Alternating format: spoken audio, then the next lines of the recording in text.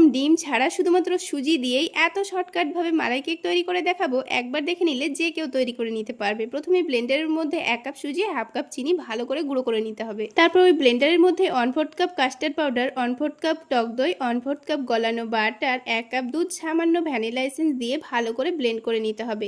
এবার এই ব্যাটারটাকে 10 মিনিটের জন্য রেস্টে রেখে দিয়েছি। তারপর খুবই অল্প সময়ের মধ্যে একটি মালাই তৈরি করে নিয়েছি। তার জন্য 2 কাপ দুধের মধ্যে 1 চামচ কাস্টার্ড পাউডার, হাফ কাপ চিনি, 2টো এলাচ আর অল্প একটু বাদাম কুচি দিয়ে খুব ভালো করে নাড়াচাড়া করে 2-3 মিনিটের মধ্যে দেখবেন দুধটা খুব সুন্দর ঘন হয়ে গেছে। তারপরে কেক মোল্ডের মধ্যে একটা কাগজ দিয়ে খুব ভালো করে তেল মাখিয়ে নিয়েছি। এবার এই ব্যাটারের মধ্যে অল্প একটু বেকিং পাউডার, বেকিং সোডা, অল্প একটু দুধ দিয়ে আবারও ভালো করে নাড়াচাড়া করে মিশিয়ে নিয়ে কেক মোল্ডের মধ্যে ঢেলে নিয়ে আগে থেকে গরম করা কড়াইয়ের মধ্যে ঢেকে দিয়ে 40 মিনিট গ্যাসের ফ্লেমটা লোতে রেখে বেক করে নিতে হবে। তারপর এটাকে নামিয়ে হালকা ঠান্ডা করে নিয়ে আমি এটাকে কেটে দেখিয়ে দিচ্ছি। দেখুন কতটা নরম তুলতুলে হয়েছে।